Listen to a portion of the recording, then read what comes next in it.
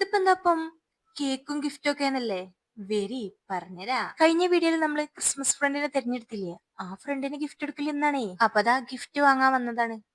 ഇന്റെ കൂടെ gift select ചെയ്യാൻ വന്നത് ആരാന്നറിയോ? നമ്മളെ നേതാവാണേ. കടയിലെത്തിയപ്പോ നേതാവ് എന്നോട് പറഞ്ഞു ഗിഫ്റ്റ് ഒക്കെ ഞാൻ സെലക്ട് ചെയ്തരാം, എനിക്ക് ഭയങ്കര സെലക്ഷൻ ആണെന്ന് പറഞ്ഞിട്ട് കാണിച്ചു തന്നതാണ് കേട്ടോ ഇത്. വല്ലാത്തൊരു സെലക്ഷൻ ആയിപ്പോയി. 11 മണിക്ക് പ്രോഗ്രാം സ്റ്റാർട്ട് ചെയ്യുമെന്ന് പറഞ്ഞതാണേ. 11 മണിക്ക് നമ്മൾ ഗിഫ്റ്റ് വാങ്ങാൻ വന്നതാണോ? അല്ലെങ്കിൽ നമ്മളൊക്കെ അങ്ങനെ തന്നെയല്ലേ, അവസാനല്ലേ എല്ലാ കാര്യങ്ങളും സെറ്റ് ആക്കുക. ഇതിന്റെ ഇടയില് ഇവിടുത്തെ BJP സ്ഥാനാർത്ഥി വോട്ടും ചോദിച്ചു വന്നതാണ് കേട്ടോ. ഇന്നാണ് ഇലക്ഷന്റെ കലാശക്കൊട്ട്. കടയില് അരിച്ചു പൊറുക്കി നമ്മളെ ഗിഫ്റ്റ് ഒക്കെ സെറ്റ് ആക്കിയിടും.